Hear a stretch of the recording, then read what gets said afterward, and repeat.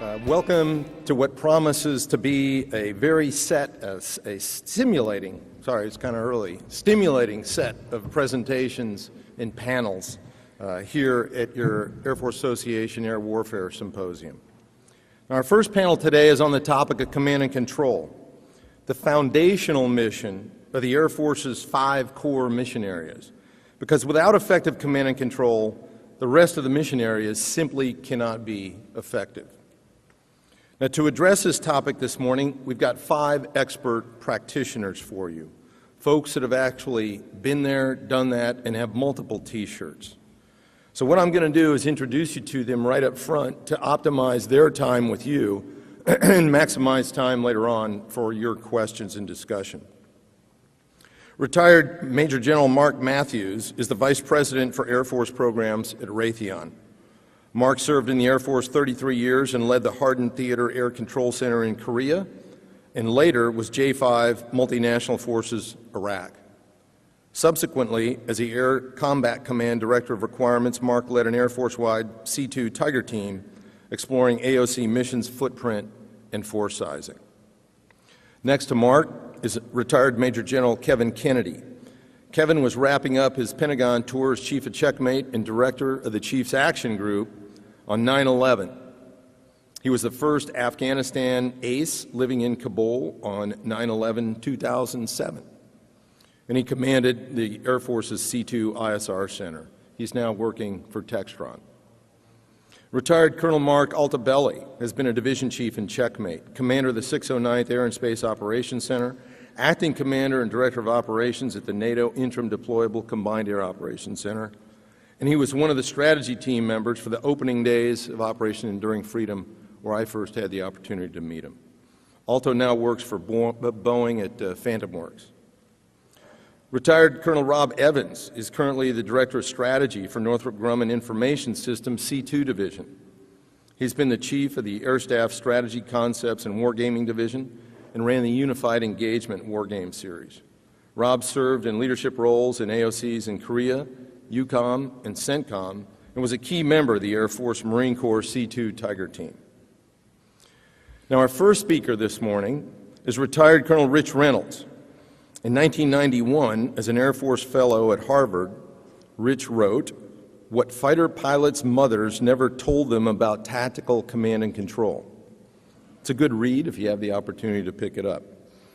Followed some years later by something that he wrote that's a little bit more well-known, Heart of the Storm, the genesis of the air campaign against Iraq, and that's also recommended reading.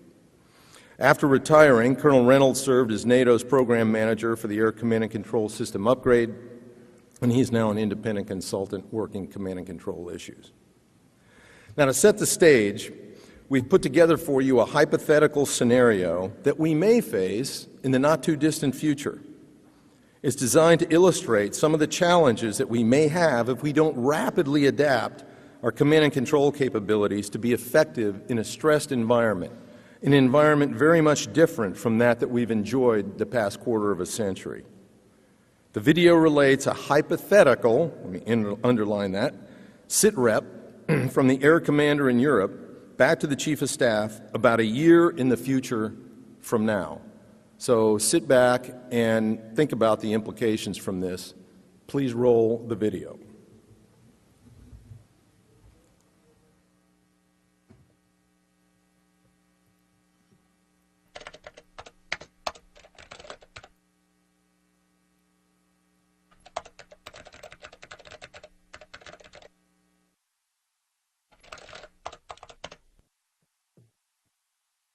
Dear Chief, if you get this message, let me begin by saying you were right and the rest of us weren't paying close enough attention.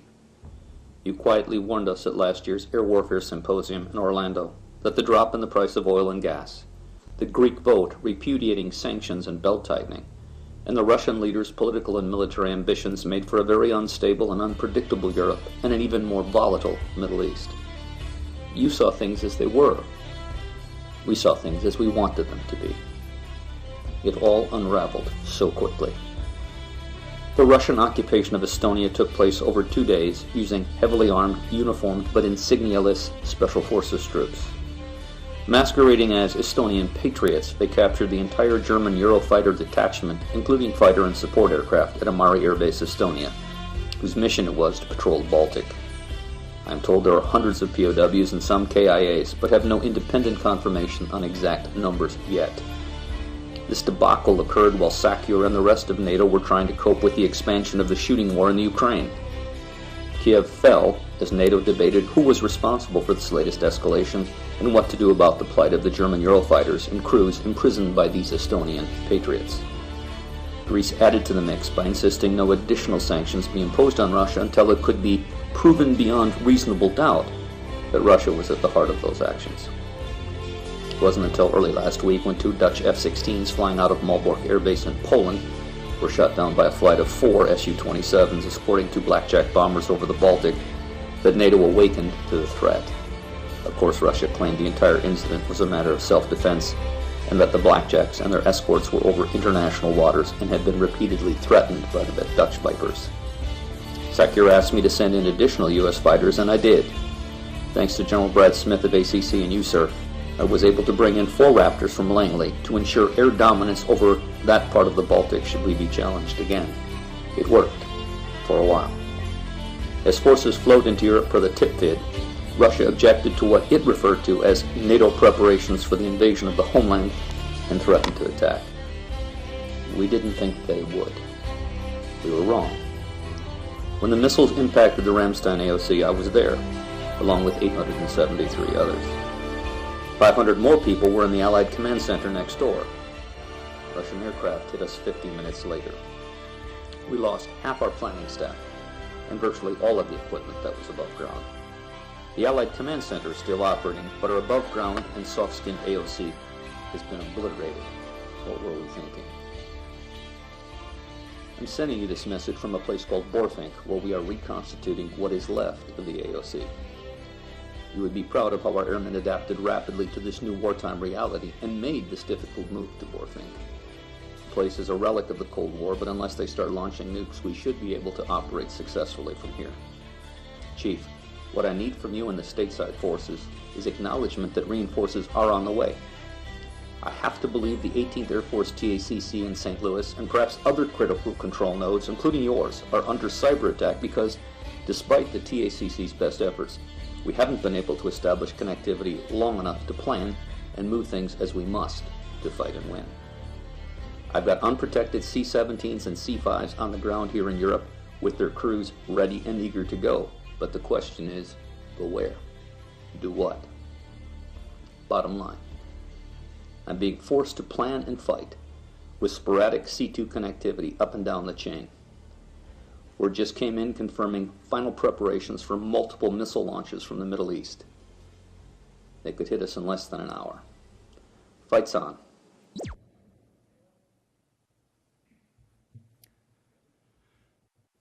There you go. Thank you, General Abtula. The scenario that we just saw brings into focus both the fragility and criticality of command and control in wartime. The C2 systems that we use to implement our battle plans are woefully inadequate. Our air operations centers and KOCs are too large and unwieldy. Critical control nodes, like the Tanker and Airlift Control Center mentioned in the scenario, are single points of failure and thus lucrative targets for both cyber and kinetic attack. C2 assets need to be more nimble in the 21st century. They must find ways to operate in a distributed manner, allowing for graceful degradation in wartime and the ability to repair themselves quickly as the tactical situation unfolds. To be successful, C2 systems must provide commanders and combatants at all levels with the situational awareness and connectivity they need to turn plans into actions. How do we accomplish this seemingly Herculean task? We can begin by defining for ourselves what is command and control. For me, in the aggregate, command and control is the prevention and creation of strategic surprise. What's more, command and control is an action, not a thing. It's not an AOC or a KOC or a TACC. It's always been action, taken to prevent or create strategic surprise, and remains so to this day. In England during the Second World War, chain-home radars and controllers and pilots who used them prevented Hitler and his forces from achieving strategic surprise. Conversely, on December 7, 1941, a Japanese air armada created and achieved near total strategic surprise against the United States when it sank a large portion of the U.S. Pacific Fleet at Honolulu, Pearl Harbor, Hawaii. The world has turned topsy-turvy since World War II. Back then, the only sensors on aircraft were the pilot's eyes. Now, fifth-generation aircraft bristle with sensors, allowing F-22s and F-35s to become, in General Deptula's words, FAEB, AE, and AWACS aircraft capable of performing a myriad of tasks that heretofore were done by fleets of specialized air and space-based assets. This offensive, defensive, multiple sensor aircraft revolution has blurred the well-defined lines of who does what to whom in the battle space and has left the C2 world yet to catch up. Put simply, we have failed to capitalize fully on the amazing new capabilities these aircraft bring to the fight. Major Matt Radar Getke, a Viper driver, laments this fact in a paper he wrote for the Air and Space Power Journal titled Crossing the Streams, Integrating Stovepipes with Command and Control. There he speaks of Afghanistan missions in which C-130s airdrop supplies while being harassed by small arms fire, unaware that armed predators were orbiting overhead and available to assist. In another case, Major Getke himself was flying armed reconnaissance, unaware an MC-12 in an overlapping orbit had found and fixed a high-value target, then the crew wanted it taken out before collateral concerns precluded weapons engagement. Unfortunately, the target went uncovered as Viper and MC-12 went their separate ways.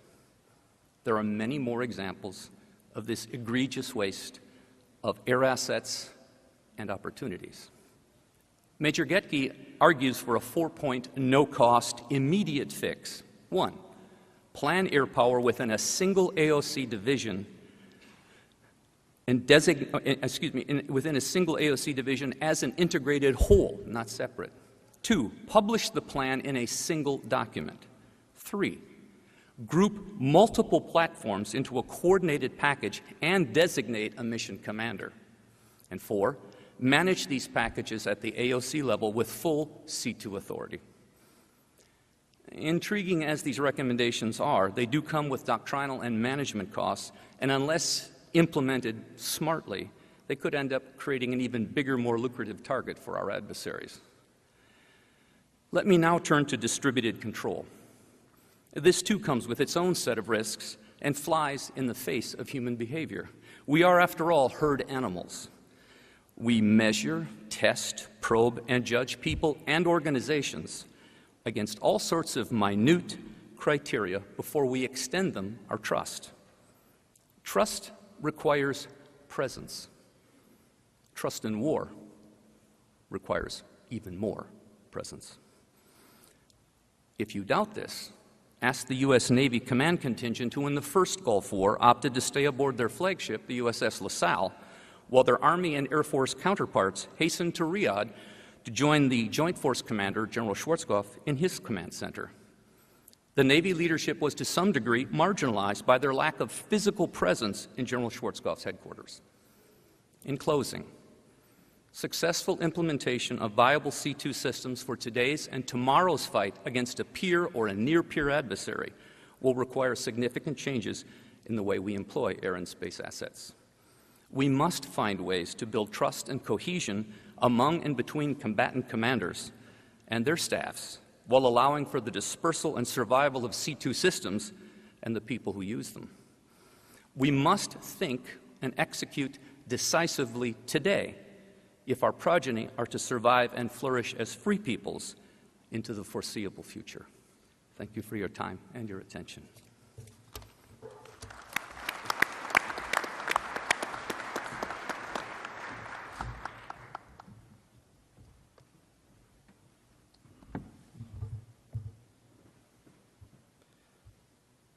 Good morning. I think you're probably going to hear some common themes from all the commentators today.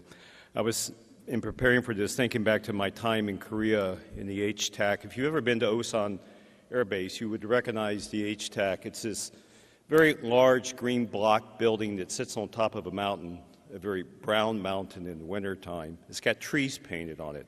And as I used to walk up to it every morning, I used to wonder what the target folders from the North Korean Air Force must look like. It probably opened up and said, "Dear comrade, fly south, look for Brown Mountain, big green building with trees painted on it, bomb there."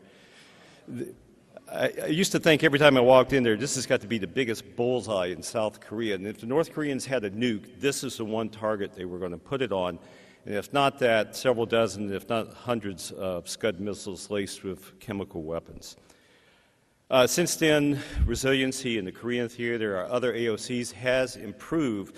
But as the video demonstrated, so has our adversary's ability to precisely target with conventional weapons in addition to weapons of mass destruction, and the capability potentially to decapitate our command and control, which would have devastating effects in many theaters, much as it would in Korea and others. So the threat has driven us to concepts of resiliency, dispersal, redundancy, but we're limited. We're not only limited by equipment, but as Rich just pointed out, we're limited by our people. Not everybody can be a commander. Operational art is a specialized capability which is developed over years of training and operational experience.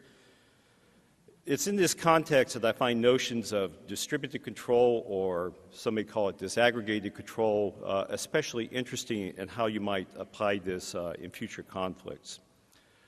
Concepts, I think, that we can learn from the commercial sector and adapt our command and control structure to. For example, I don't think it's necessary to replicate every command and control center and necessarily have redundant AOCs, but certainly the data fields, the data farms could be centralized and managed with a certain level of redundancy, much as we see in the commercial sector, connected by a robust, survivable series of architectures of communication nodes such as fiber optics or microwave or satellite communications, ones that would be difficult for an adversary to be able to disrupt or take out by attacking any single point, and also exacting a cost in terms of strategic cost if an adversary were, for example, forced to attack a location in the continental United States to take out the command and control of the United States. Connecting into this could be an array of mobile command and control sites.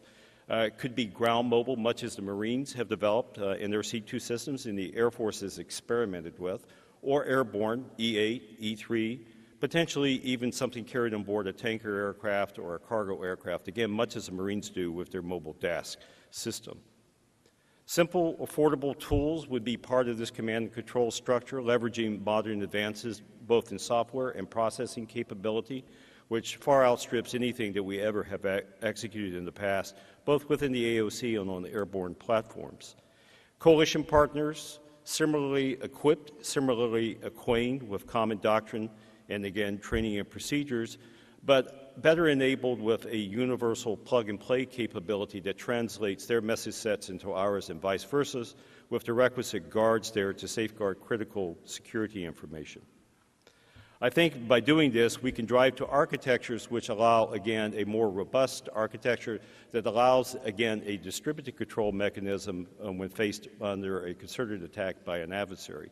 But the question still remains whether the driving doctrine behind this should be centralized control and you degrade to distributed operations, or perhaps we should reverse that and look at distributed operations as a primary mode of execution that we scale up to large-scale conflicts in the future. I'm going to be the heretic and advocate the latter today, and hopefully we'll get a chance to debate this.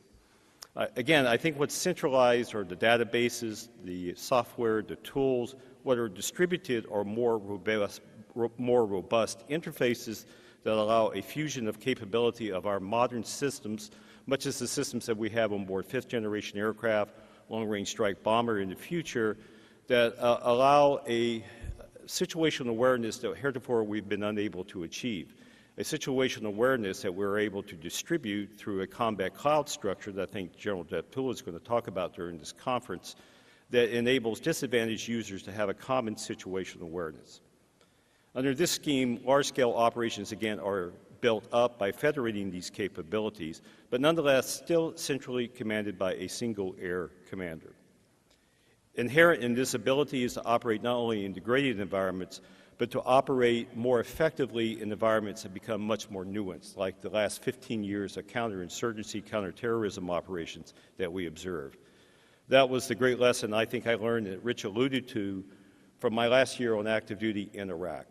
I saw the difference between the interaction between the theater commander and the ground component commander, who sat there daily beside his side, and the CFAC, who is necessarily geographically displaced, trying to execute an air war covering multiple theaters. It was just a different set of levels of trust, of confidence in the operations, and it resulted in a marked difference in the effectiveness I felt and the efficiency in the use of air power. I look forward again to discussing this with you this morning.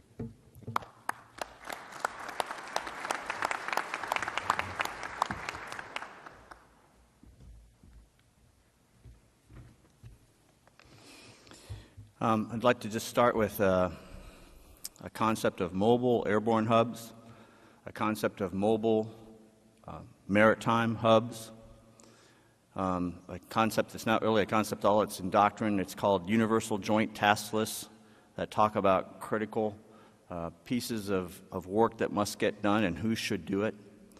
I'd like to talk about my last year.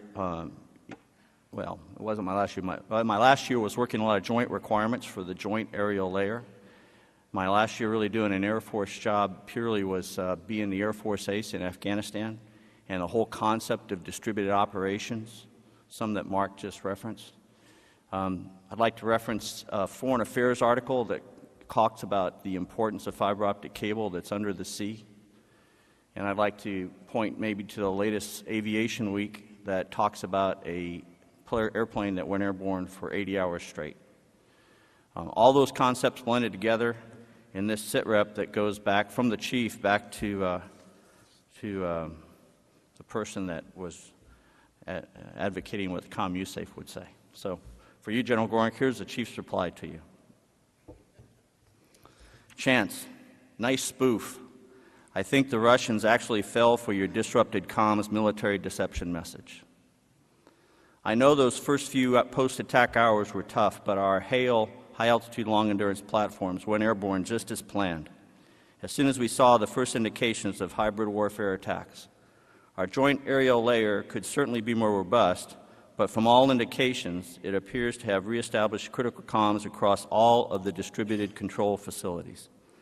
I know the reduced pipe size impacts you, but we will fix that as we establish more mobile airborne hubs and more mobile maritime hubs to support the damaged cyber-attacked facilities. Our new airborne C2 platforms are coming your way. Should be there within 24 hours and ready to go airborne at your demand after they are refueled. The classified distributed control exercises that you conducted last summer sure paid off. From our view, you have all of your distributed ops centers contributing just as you planned. Lake and Heath reports that they are full up and have your back in the UCOM theater, plus the split ops supported tasks are being fully staffed and managed from Langley, Scott, and other DCGS Air Force bases around the globe. The robusted cryptology we've put into our remote split ops RPAs is working. We haven't lost any caps yet. Don't worry, we're flying 5 to 10 orbits a day from airborne platforms just to ensure the airborne team has the right level of interface 4 levels of functionality over those systems, should the Russians try to steal any of them. I think our scrub of the Joint Mission Essential Task List and the Universal Joint Task List listings has all paid off. Our first battlefield test of centralized command, distributed control, and decentralized execution appears to be maintaining the proper balance between manpower efficiency support through split distributed ops, as well as wartime effectiveness, which can only be accomplished with some UGITL tasks done from the forward location, because trust does require personal presence. Nice job on laying out the proper linkages between your commander's intent and your Joint Air Operations Plan and this laydown that achieved this distributed ops. Finally, I think our decade in Afghanistan and Iraq taught us some superb lessons of how to effectively manage distributed control through the ACE structure, where an exquisitely shaped forward staff can move mountains, even when the bulk of their support is coming from distributed and split locations. I'm ready to move out on any shifts in this initial laydown that you need in order to support the changing conditions on the battlefield which only you can assess. I'll trade positions with you anytime. Fly, fight, and win. Chief.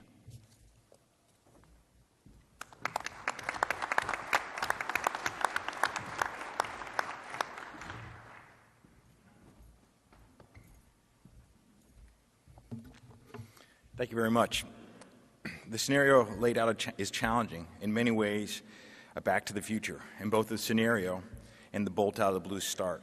It reminds us all of the need to prepare, to train for a potential adversary that understands our doctrine, has seen how effective air power has been and can be through centralized control and decentralized execution.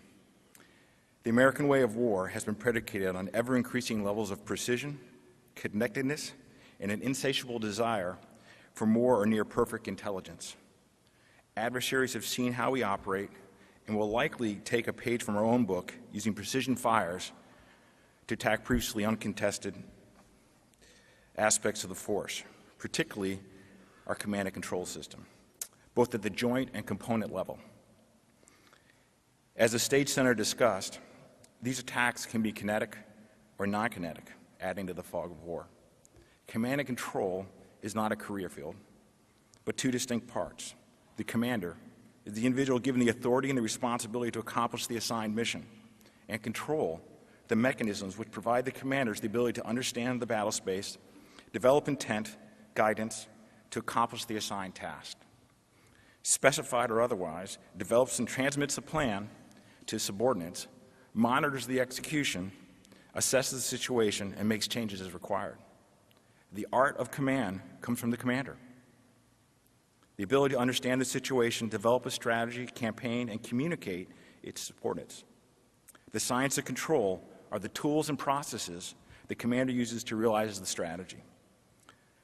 There certainly is a rekindled enthusiasm for air command and control, and I would say it's about time. And some challenging the air power's well-practiced, proven tenet of centralized control and decentralized execution. In my opinion, the discussion of centralized command, decentralized control, and decentralized execution has been far too focused on the execution phase. Lieutenant Colonel Dave Lyle called this the tip of the iceberg in his thoughtful paper in Air and Space Power Journal last summer. He highlighted the many tasks associated with the functions of a JFAC and Commander of Air Forces. If we are to distribute control, do we mean the control of the execution? Or distribute all the planning to support the various boards, bureaus, and working groups that feed the joint processes and develop commander's guidance? If he does, how does the joint team plug in? Who do they plug into? This all can be solved, but as it solves one problem, it creates more seams. And it's not just an Air Force problem. The connectivity that the JFACs to speak to assigned forces is the same connectivity required to speak between components and from components to speak with their subordinate organizations. An attack on the communication system supporting a command and control architecture will not likely cut all communications to all sites. When looking at a contested environment, it will be critical to understand what is truly important, what is the minimum amount of information necessary to continue with the assigned task. Not the nice-to-haves, but the must-haves of information, where the information must flow. I posit the minimum is far less than the huge bandwidth our current command and control centers receive. Deconstructing the information exchange requirements will establish the size of the line of command and control. With this knowledge, a robust, resilient, diverse, and defendable communication network can be established to support the science of control. I believe preparing for contested communication environment centers on 3 T's: TTPs, tools, and training. Relooking at the existing TTPs, or techniques, tactics, procedures associated with the Joint Air Command and Control process, deconstruct them and identify what are the minimum information requirements, who needs to be, who should be, and would like to be connected, with the functions within what functions are ripe for distribution, what functions need to be centralized. This has all been looked at before. I remember when the generals came through the AOC and were telling me what we could do in the 609th forward and rear. So it's not new to look at what we can consolidate. but far too many people oppose any level of distribution and want it all in one single location, slowing the evolution of a flatter, more distributed control mechanisms. Several functions are ripe for action. ATO production and the dynamic targeting process come to mind quickly.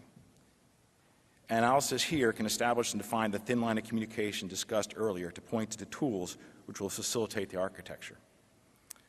For the tools, they must have the ability to have machine-to-machine connections. Again, nothing new, but these software tools and make sure the software tools are compatible are the standard. The hard part will be for the folks in the front couple rows to forge enlightened policies associated with multi-level security and associated exception to national disclosure policies working so we can work with our allies.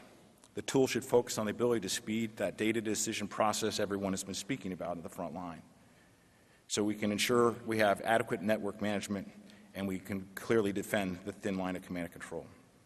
TTPs and tools will not solve the problem by themselves. It will take an educated and trained force to conquer the challenges of a determined adversary. I'm not suggesting a new or a mandatory course, but refocus or return to our core of the existing education and training system that exists today. Air Command and Staff College, Air War College, the School of Advanced Air Power and Space Studies provide outstanding education, but perhaps we should recommit itself to the roots of the Air Tactics School and to focus on support of the Commander of Air Forces, the Joint Forces Air Control, and how we plug into a Joint Air and Task Force commanders. Beyond education, I believe the renewed emphasis should be placed on innovation of experiments with a focus of command and control and contested communication environment. Funny how you said this, brought up the same points. But just as the previous Joint Force Expeditionary Force Experiment Series events paved the way to improve dynamic targeting, a future JF-like construct could explore the different methods for distributing various C2 functions to determine what works best. In a time of constrained budgets, existing exercises can be used to focus on bits and pieces feeding to larger events. This is a challenging topic. There's no easy answer. But the road to advance starts with acknowledgement of the problem and aggressively seeking solutions. Thank you very much.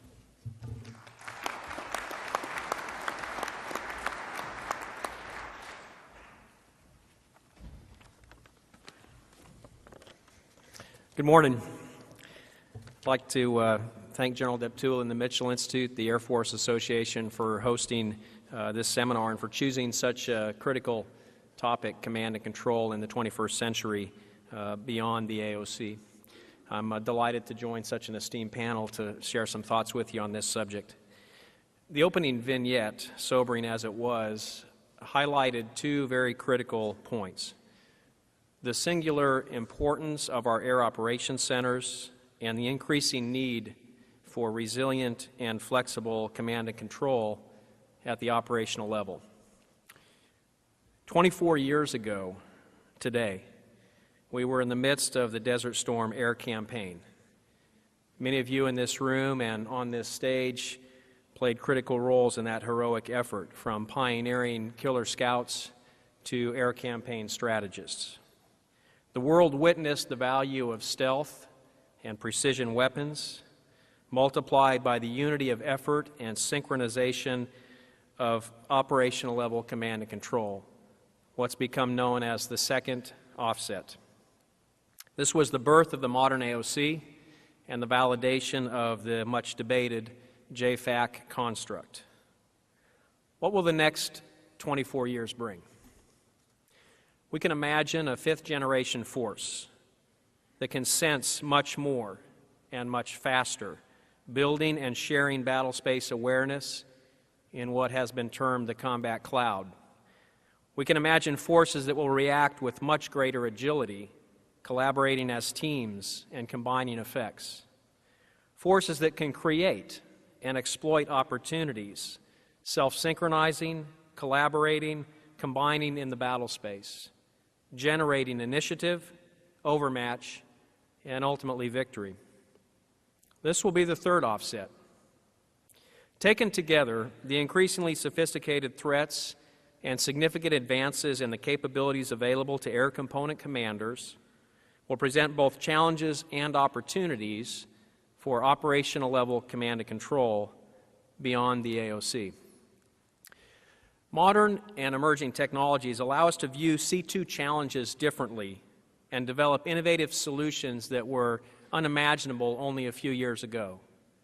Just consider the advances in the phone that you probably carry, that you use to check your email and surf the internet and watch Netflix and occasionally maybe make a phone call.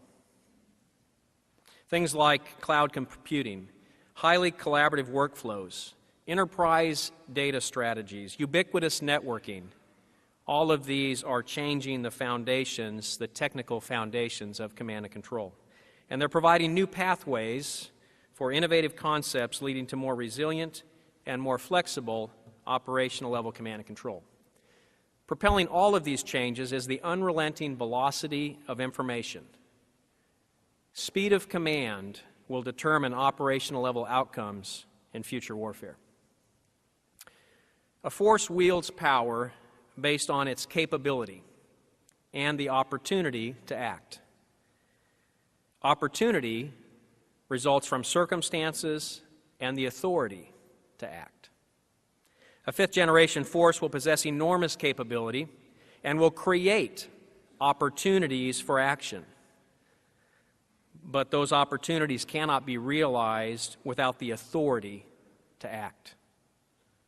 Mission success will depend upon the realization of power, effects massed at decisive points in time and space.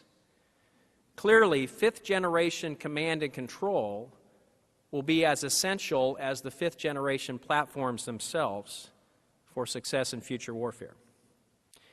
At the core, the modernized AOCs, the geographic AOCs in particular, can serve as the cornerstones of a broader command and control enterprise, spanning from functional command centers providing global effects to forward C2 elements, including AWACS and JSTARS, managing tactical execution. Three elements will be key. First, operational flexibility. A scalable and tailorable command and control enterprise will enable air component commanders to array their capabilities to best meet the mission requirements across the full spectrum of operations.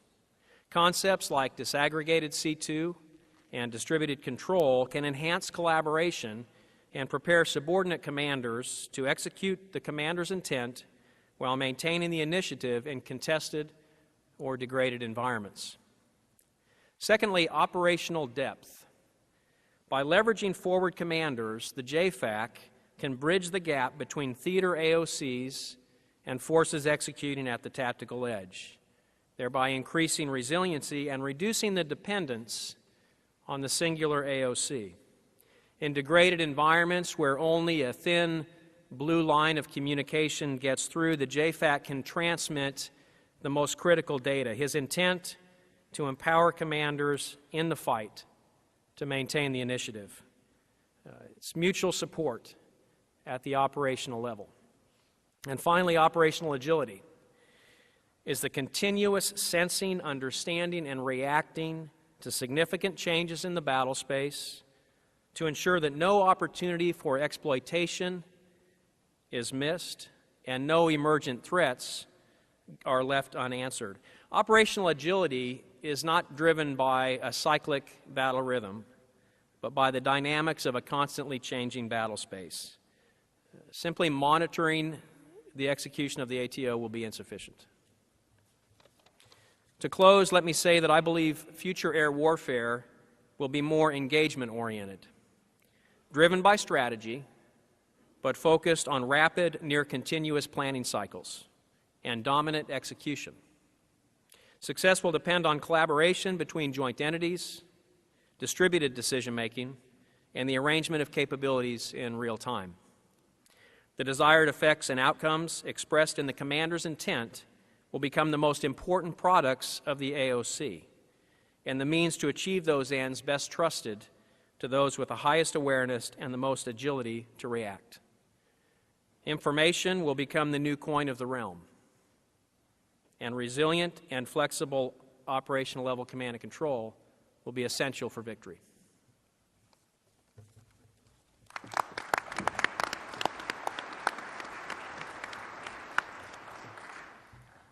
Well, thank you, panelists.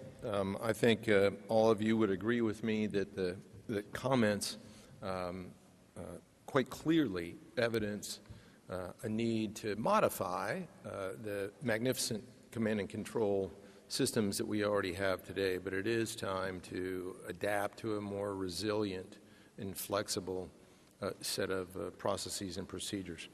I want to thank the panelists for keeping the remarks tight, so we have about 10-15 minutes for questions. And the first one is been posed for you, Rob Evans, and that is, how do you envision AOCs changing in the future, and should they? That's a great question. The answer, as I learned years ago at the weapons school, is it depends. Beyond that, I say yes. I think they should change. They have to always evolve. The threat is constantly changing, and I think maybe three categories that could frame what might be the changes for command and control, and they were all alluded to by the panelists this morning.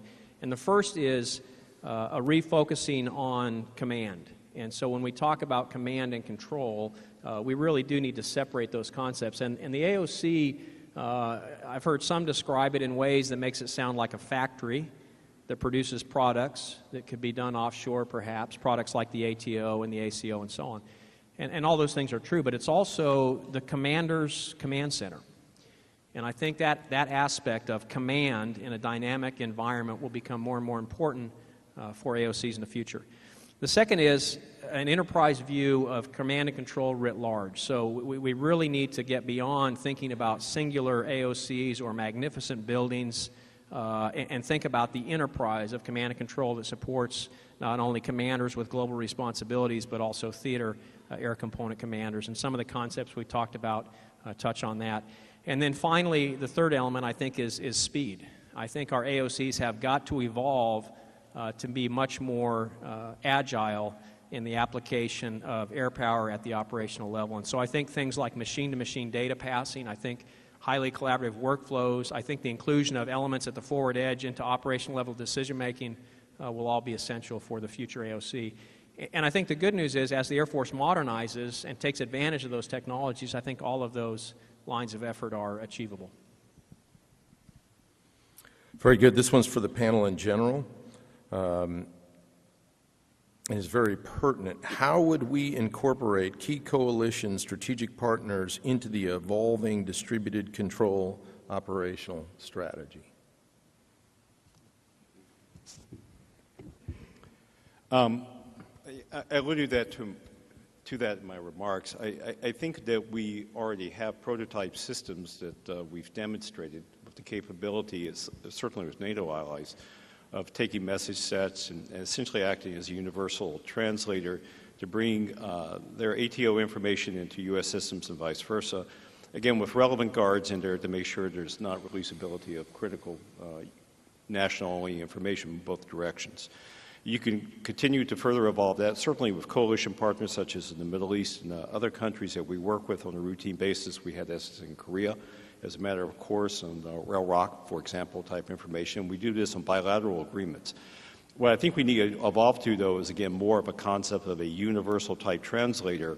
And again, as with continued advancements in the software and the technology, I think that is an achievable position, especially with the people that we routinely train with. And then that becomes, again, a basis of training and exercising elements of command and control. I think it becomes important for us also, again, when we look at trying to create this infrastructure, this resiliency that we've all been talking about here today, the ability to plug into other countries' command and control systems and their architectures, often cases more advanced than ours in terms of what they've invested in, and we should be able to leverage that, especially their sensor networks and again, the processing as well as the data storage capacity in there. It does require some overarching element of designing an architecture, the appropriate interfaces, the standards to go do that.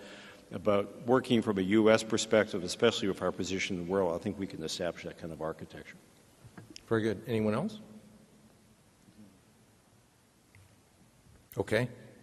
And another challenging one for you, for the panel in general. How can the Air Force address its command and control challenges when organizationally there is no single entity or command responsible for command and control equipment, training, and doctrine?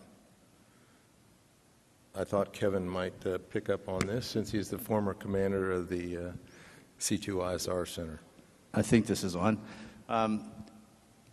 We're all a victim of our own experiences, but I honestly don't know how they can do it. Without somebody leading or at least consolidating all the different perspectives from all the different MAGCOMs, I don't know how you can get the right perspective on this.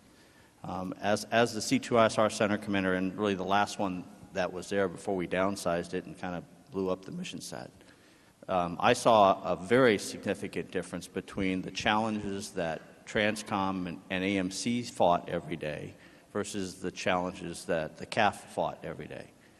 But I'll tell you that I would suggest that the AMC model and the network that they built around the globe does a wonderful job of handling phase 0 and even phase 1 type of activity. It also does a very good job in phase 4 and phase 5, which is where we've been for the last decade. So I would suggest that the AMC model of trying to have global connectivity that has core, if you would, cloud nodes in every theater of the world and then shares data between them to keep it low latency information readily available is a very useful approach. And then add to that the tightened requirements that the CAF has, which I think gets into this mobile airborne hubs, mobile maritime hubs, and distributed control that we were talking about, is a very smart way to go forward. But again, I think you need at least some champion to pull that together. Anyone else? Rich? I think that in my view at least, there's a danger in making a champion of the command and control problem. When you make a champion, at least it's been my experience in large organizations, everybody else breathes a sigh of relief and say, thank God, I don't have to do that. Somebody else is going to do it for me. And then you get into a situation where you have CommuSafe and others who suddenly find themselves, wearing 4 stars and going, my God, I've got a combat role here. How do I do that? And you kind of close your eyes and go, I go into this AOC or some room somewhere, and I meet with a lot of people, and they're making a lot of noise, and I can't really understand what's on the board because there's too much junk on the board to begin with, and you hope that the exercise will be over shortly. I think that it's got to be a cultural change where you say it's everybody's problem. I mean, the reality is that you don't need a special career field. If you're going to be a somebody somewhere, sometime, as you're making your way through the ranks, you've got to understand that you have to be able to command, and your commands have to get through somehow. And we need to test that. We've gotten very good over the last decade of prosecuting wars in which you're in a low-threat environment, and we're dealing with terrorists. We're not dealing with peers or near-peer adversaries. It's a new world. And I think we have to wake up to it. And if I were sitting in any of those chairs with these august leaders, I would be thinking about that. You'll end up just like poor General Schwarzkopf when he thought he was retiring at MacDill. And the next thing he knew, he was taking on a really big war. Okay, thanks very much. First, let me compliment the audience. The questions are awesome. We're running up on our time limit. I would encourage you, if I don't get to your particular question next, which will be the last one, to grab these folks in the sidebar when we have a break to get them to answer your question. So here's the last question. Effective distributed and adaptive operations require lethal authority to be pushed to very low levels out in the field. Within the current Air Force, Joint, Department of Defense, and White House levels, is this allocation of authority even possible? Alto.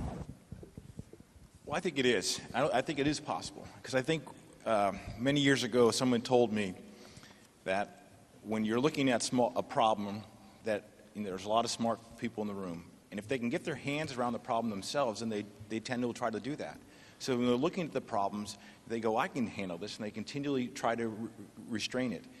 And you have to ask yourself, where are the good examples of that? Well, I was talking with the J-Star crew at the last AFA convention, and he was lamenting about, again, this lack of authority. But then I asked him, I go, well, what happened when it occurred with you? He says, well, I took a chance during the Libya operations.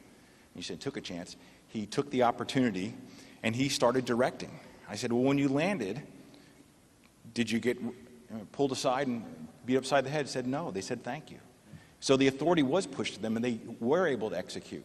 So we tend to look for all the cases where authority's been withheld. But there's plenty of times, and they're out there, where authority's been pushed down and successful. And I would say the reason why we're doing that potentially is because the pace is not there. And sooner or later, we're going to get in a situation where the pace will not allow us to retain it. So yes, the authority needs to be pushed forward. And the ways we train our folks is during different exercises and experiments to allow them to breathe and have that chance to see what happens. Very good. Thanks, Alto. To wrap this up, let me highlight that new capabilities and concepts of operation like that of the combat cloud are going to require new methods to command and control them. Now, for the last 6 months, the Mitchell Institute, in conjunction with some of the Air Force's leading-edge thinkers and doers on the topic of command and control from the Air Staff, MAGCOMs, the Air Force Research Laboratory, along with industry, think tanks, and academic representatives, have participated in several workshops to identify ways and means beyond large centralized static command and control facilities to capitalize on mobile distributed command and control with capability to handle the same volume and density of information as a regional AOC today. Their findings are being assembled in a white paper that will be released in the not-too-distant future, and it's guaranteed to be defining for the kind of agile distributed command and control that's going to be necessary to meet the challenges of our future. So please join me in a round of applause for our panelists, and thank you very much for your attention.